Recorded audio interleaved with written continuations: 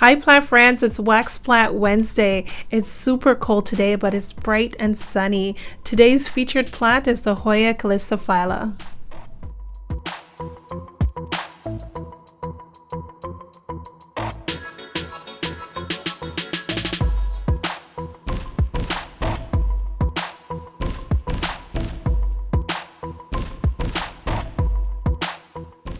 This beauty is in a south-facing window. She's getting a lot of light, about 4 to 5 hours of direct morning sunlight.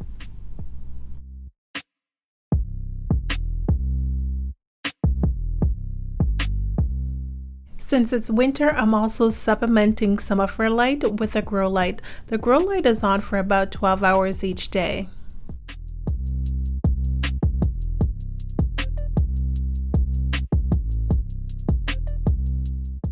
I didn't expect her to throw off this tendril in the middle of winter. Normally she sleeps over the winter, but I think because of the grow light, she's still actively growing.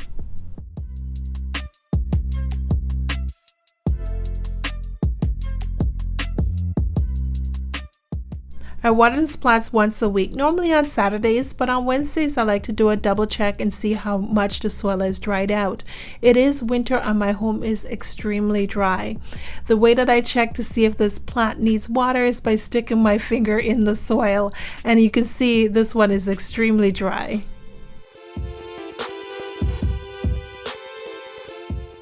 Over the winter when I water the plants, I find that I get fungus gnats.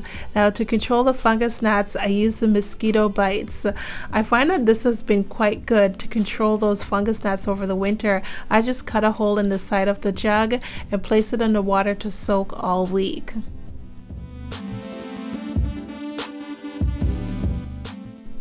To feed the plants, I'm using the Tiger Bloom by Fox Farm. This one's a fairly new one for me, and I use a very weak solution, just a little tip in the water every week. I find that this one has a lot of micronutrients, so I'm hoping some of that magnesium, calcium, and iron is going to be great for the plants to keep them thriving over the winter.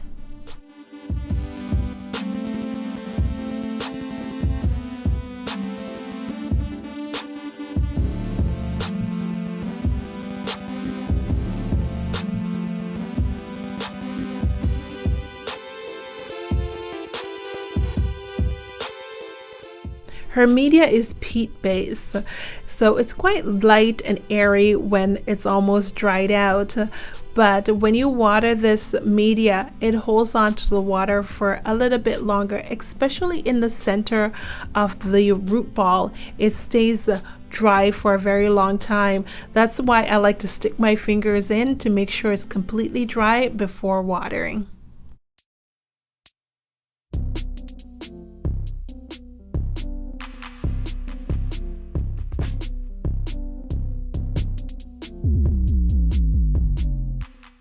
Since our tendril hasn't produced any leaves yet, I'm not going to trellis it up. I'm going to turn the plant so the tendril is more facing towards the sun. Right now when I close the curtains at nighttime, the tendrils get entangled in the curtains, and I don't want this tendril to blast. I want it to lengthen a little bit more and hopefully produce some leaves. So I'm going to move this and have it sit in the sun.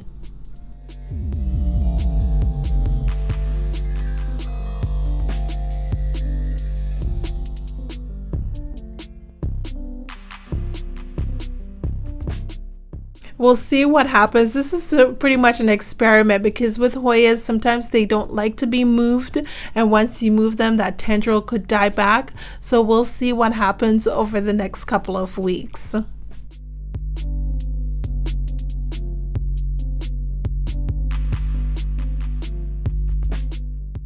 She currently has 2 peduncles, but she hasn't produced any flowers yet, so I'm hoping for flowers in the spring or summer. You can see that her leaves are quite yellow compared to most Callistophyllas, and that's because I'm keeping her in a very sunny spot. Now, although she's in a sunny spot, she's quite happy. She's produced 4 leaves, maybe 5 over the last growing period.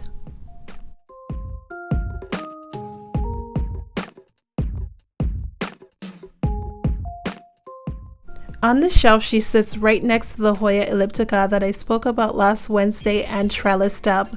Let's take a look at the grow tips on the Hoya elliptica.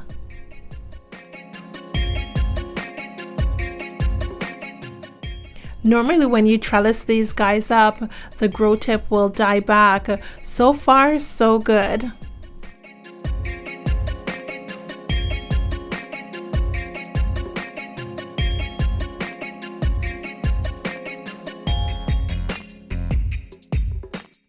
Hopefully she'll produce some leaves being repositioned, but if the tendril dies back, I'm hoping that she'll branch out and become a nice bushy plant.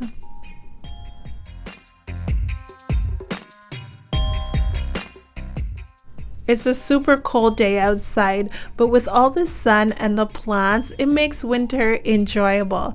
Thanks for watching, plant friends. Remember to like, subscribe, and comment, and follow me on Instagram at Life of Bellina.